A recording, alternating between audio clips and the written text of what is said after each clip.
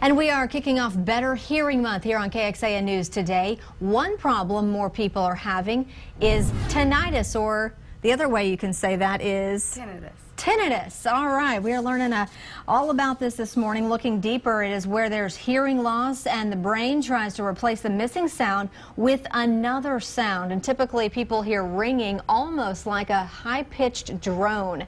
So how can you keep it from happening to you, and what are the treatments out there?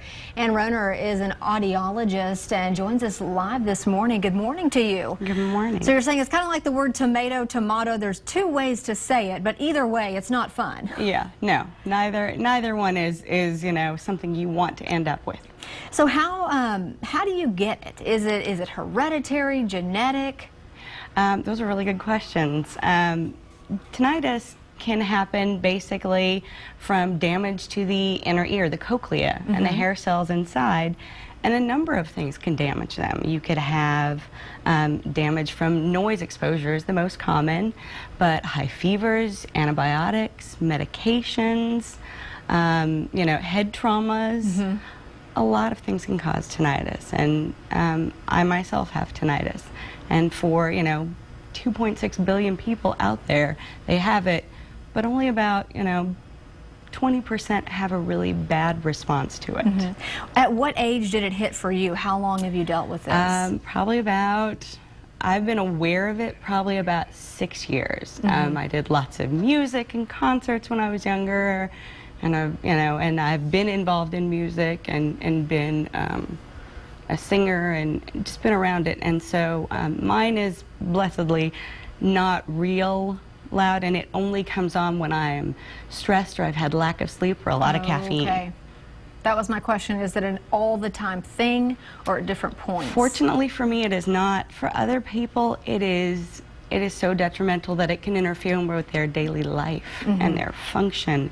And that's that 20% that really needs some help and needs to know, well, what kind of things make it worse and what can we do about it. So were you an audiologist first and then you came down with it? Yes, actually I was. Wow. I've been in audiology almost 19 years.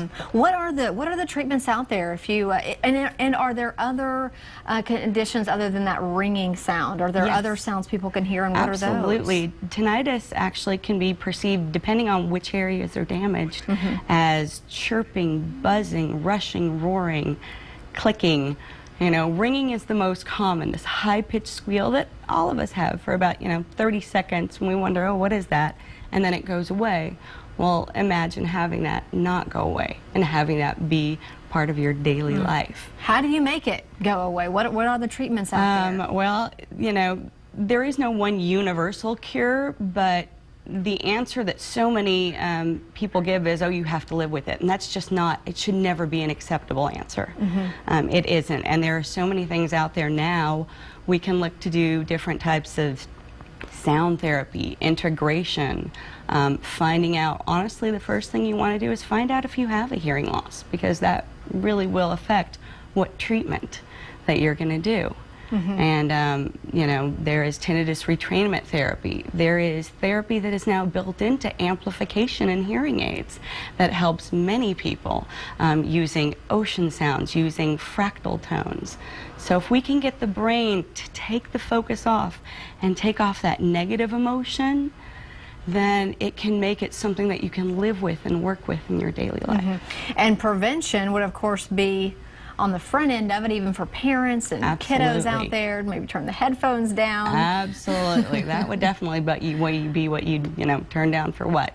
To keep that tinnitus from any up. Not everybody with hearing loss has it, but it is the most common form of detriment when you have noise-induced hearing loss. We are already out of time, but we're going to have more information about tinnitus on our website for you at kxan.com along with this interview.